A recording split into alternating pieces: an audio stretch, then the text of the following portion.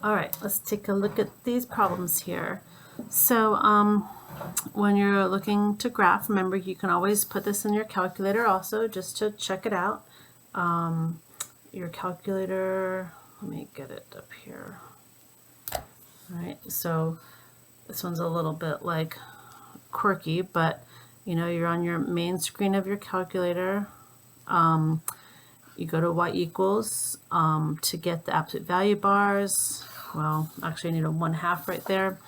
So I'm going to press alpha y equals, do numerator denominator, get a fraction. I'm going to put in my 1/2. Go to the side, I need my absolute value bars now with the x plus 1. So you do alpha window, and there's ABS. And then you need your x plus 1. And jump out and put a -4. So you can always go ahead and, okay, I'm going to do zoom 6 because I don't have a regular picture. Anyway, there's your graph. It's, you know, it's compressed. Here's my starting place right there, you know, -1, -4. So anyway, left 1, down 4. It's right here. All right, this guy. So this is a greater than problem. There's no cleaning to do. Greater than problems always face out from each other. So it's not going to be either of these two. So it's a good thing to just help you, like, I don't know, make your problem easier for yourself. So let's do it. So we'll solve this one. We'll add 1. So I get 2x is greater than 6. And so that leads me to x is greater than 3. And then the other one is 2x minus 1 is less than -5. Now I'm going to solve that, but like I might be done here. Greater than 3. Okay, so it's like this one right here, because that one is a 2. It's going to be letter C, but to finish it off, 2x is less than -4, x is less than -2, so that confirms that. All right, again, this is cleaned up right here. So I'm going to go ahead and solve it. 1/2 x minus 5 equals 3, or 1/2 x minus 5 equals -3. Right? It's a little bit hard to see. I have this other light here. Hang on a second.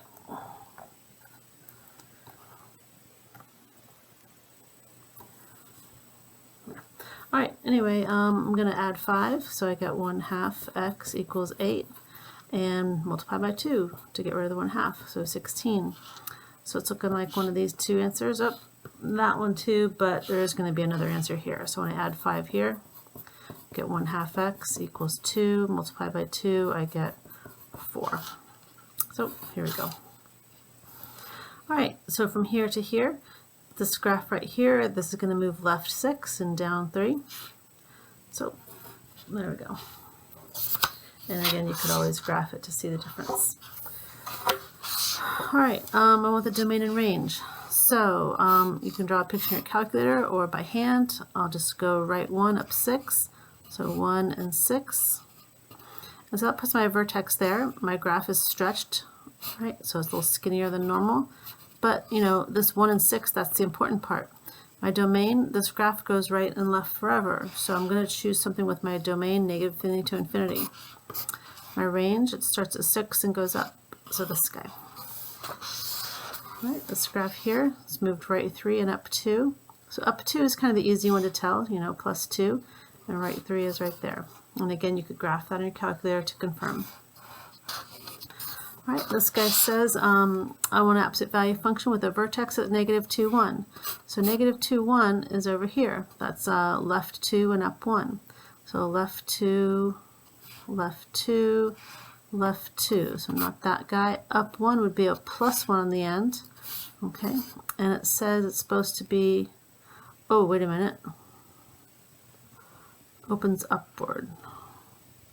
Oh, left 2 and, I'm sorry, left 2 and down 1. Oops, down here. That wasn't going to be right. So it's not that one. Left 2 and down 1. So it's both of these, but opening upward means there's no reflection. So let it be.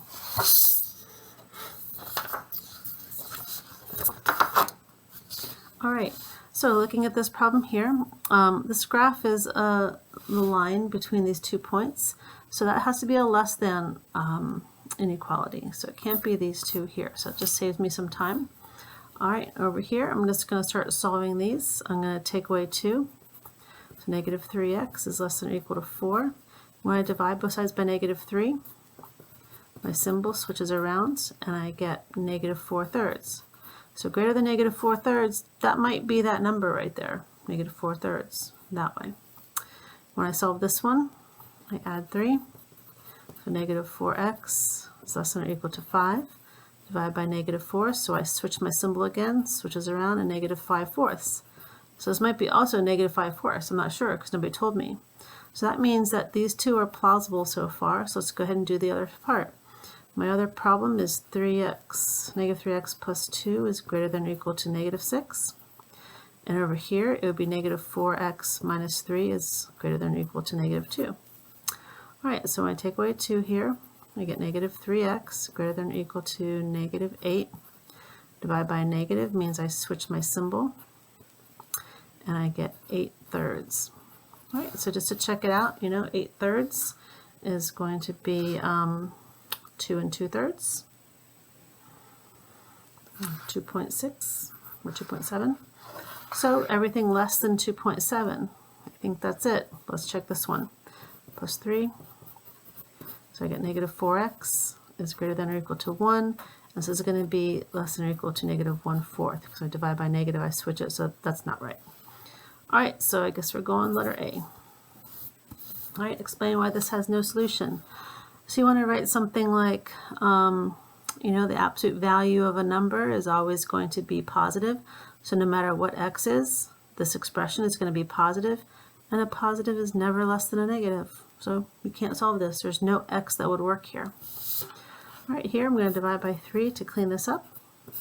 To get 2x plus 5 equals 7. So I got 2 things to do.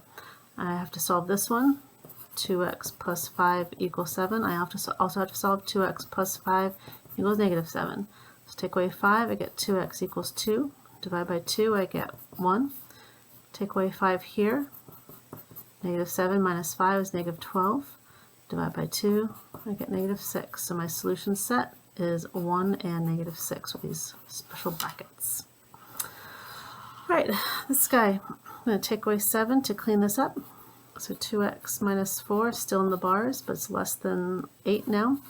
So less than means it's going to be a connected line, kind of like this one up here. So we have to solve 2x minus 4 is less than 8. And we have to solve 2x minus 4 is greater than negative 8. All right, if I add 4, I get 2x is less than 12. And so x is less than 6 when I divide. Here when I add 4, negative 8 plus 4 is negative 4. Divide by 2, I get negative 2. I don't switch my symbol because I'm not dividing by a negative. All right, so less than 6 and greater than negative 2. Oh, this is really tiny. Between there. So you could also write this answer, x is between negative 2 and 6. All right, I'll write the equation of this problem. Let's see, it's moved left 3 and up 1, 2, 3, 4, 5. So left 3, so plus 3, and up 5. It is upside down. And look at that slope. It's down 1 over 2, down 1 over 2. So it's a negative 1/2. We're going to call it g of x, like it says. All right, when is this function increasing? So that would be the right side. It has a positive slope. So that's this whole section. So that starts at 0 and goes to infinity. There we are. Okay, this graph here, this is a normal opposite value. It's moved right 2 and up 1. And the slope is 1/3 here, so it has a compression. There's a 1/3 in front of there. So a compression of 1/3. And that would be it. All right. Don't forget to also, let me see if I can get it to work here. I don't know, I was going to try to get it to go over some Schoology questions on here, but I don't know if I can get it to work. Let me try.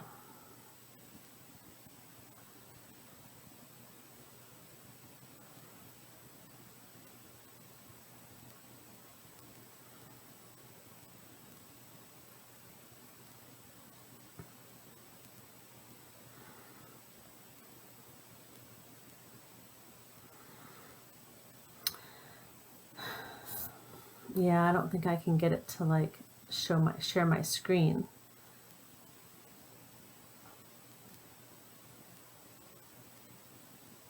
Oh well, never mind. Okay. Bye-bye.